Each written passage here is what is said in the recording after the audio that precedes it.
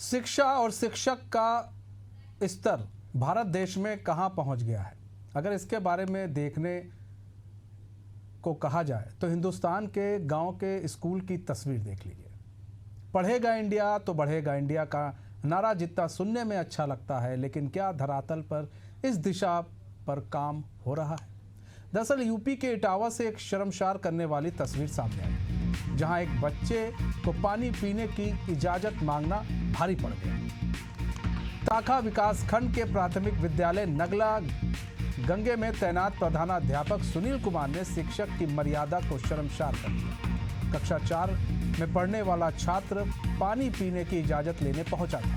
फिर क्या था, गुरु जी का गुस्सा 7वें आसमान पर पहुंच गया। छात्र का आरोप है कि प्रधानाध्यापक ने पीटा और फिर मुर्गा बना दिया। जब इससे भी नहीं बन भरा उनका, तो उसने छात्र के मुंह में बीड़ी और तंबाकू ठूस दिया, जिसके बाद छात्र बेहोश हो गया। होश में आने के बाद किसी तरह बाउंड्री फांदकर वो घर पहुंचा, जहां उसने अपनी बुआ को पूरी बात बताई। बुआ शिकायत लेकर स्कूल पहुंची तो उद्दंड शिक्षक ने उन्हें भी बेल्ट से पीटने की धमकी दी और स्कूल का गेट बंद कर खुद को अंदर कर दिया। तो ये है शिक्षा और शिक्षक, कहां पर हमारा देश बढ़ रहा है शिक्षा के क्षेत्र में, और सरकारी स्कूल में बच्चे जो है कितना शिक्षा ले पा रहे हैं। और ऐसे शिक्षक जिनकी तनख्वाह अगर आप सुन लें तो आपके होश फाख्ता होता है। तनख्वाह अच्छी है, बड़ी अच्छी तनख्वाह है, बड़े आराम से ये तनख्वाह उठाते हैं, लेकिन जब पढ़ाने की बात आती है तो ये शिक्षक जो है सिगरेट, कभी कोई सिगरेट पीता दिखता है तो कभी कोई दारू पीते दिखता है, वो भी स्कूल में, शिक्षा के मंदिर में। प्राइवेट स्कूल के शिक्षकों की जो सैलरी होती है वो शायद इनसे बहुत कम होती है।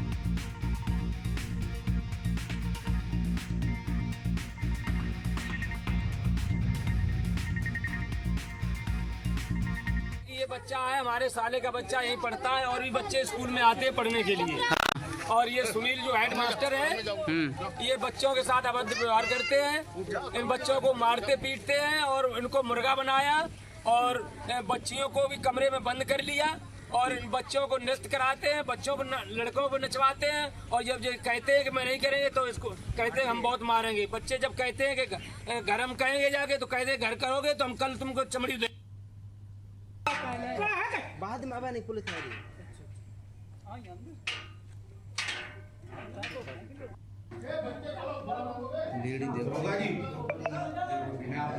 नितिन दीक्षित हमारे साथ, हमारे संवाददाता जुड़ चुके हैं पूरी जानकारी के साथ। नितिन, पढ़ेगा इंडिया तो बढ़ेगा इंडिया, क्या ऐसे पढ़ेगा इंडिया और ऐसे बढ़ेगा इंडिया? छात्रों के मुंह में सिगरेट और तंबाकू ठूसा जाएगा। प्रधानाध्यापक की इतनी हिम्मत हो गई है। कभी आता है कि स्कूल में दारू पीकर शिक्षक मस्त हो जाते हैं। आखिर सरकारी स्कूल में चल क्या रहा है और ये शिक्षक अपने आप को समझ क्या रहे हैं? जी बिल्कुल आपको मैं बताना चाहूंगा, ये पूरा मामला जनपद इटावा के ऊसराहार थाना क्षेत्र के नगला गंगे का बताया जा रहा है, जहां पर छात्रों के साथ एक प्रधानाध्यापक है जो अभद्र व्यवहार करते हुए नजर आ रहे हैं। कहीं ना कहीं देखा जाए तो शिक्षा व्यवस्था को लेकर बड़े बड़े दावे करने वाले अधिकारियों के मुंह पर एक तमाचा भी है, जो कि अध्यापकों की ऐसी कार्यशैली नजर आ रही है।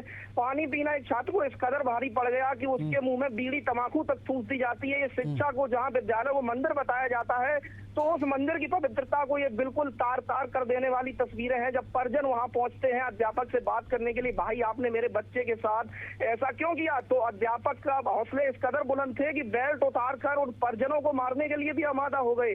सबसे बड़ी चीज ये यहाँ देखने को मिल रही है कि क्या इस तरीके से हमारे देश के जो भविष्य है, नौनिहाल है, जो पढ़ने के लिए स्कूल में जाते हैं, उनके साथ इस तरीके का सलूक अगर स्कूल के अध्यापक ही करेंगे तो उनका भविष्य कैसे निर्माण हो सकेगा?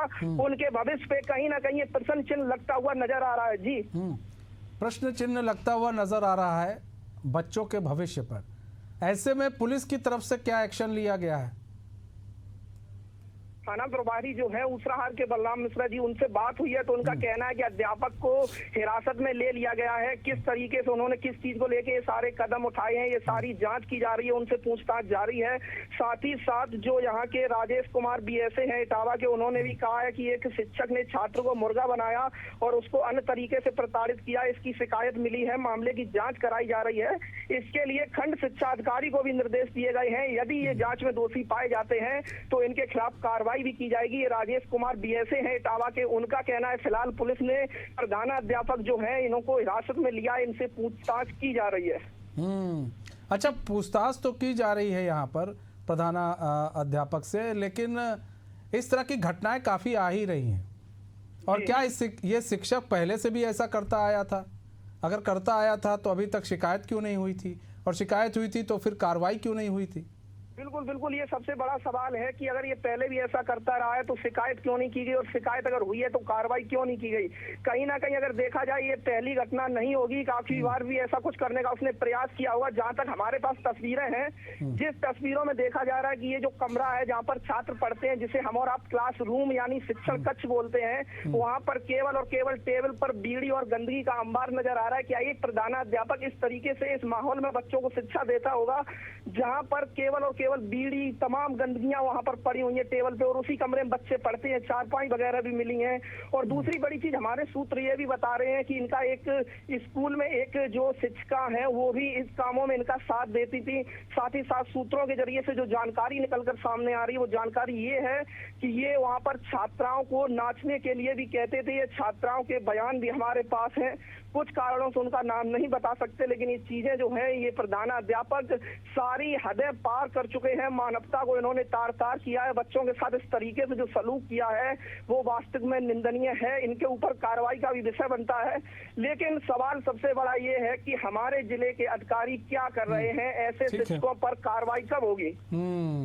सवाल कई हैं, लेकिन उन सवालों का जवाब जो है सिर्फ ऐसे ही किताबों में एक बंद किताब की तरह है। उन सवालों का जवाब ना अधिकारी दे पाते हैं और ना ही जो शिक्षक हैं वो दे पाते हैं कि आखिर उन्होंने नौकरी किस लिए ज्वाइन की थी। धन्यवाद नितिन हमारे साथ जुड़ने के लिए और तमाम जानकारी साझा करने के लिए। तो मैं इस खास पेशकश से इतना ही। मुझे दीजिए इजाजत, तो खबरों के साथ बने रहने के लिए देखते रहिए एशियन न्यूज़। नमस्कार।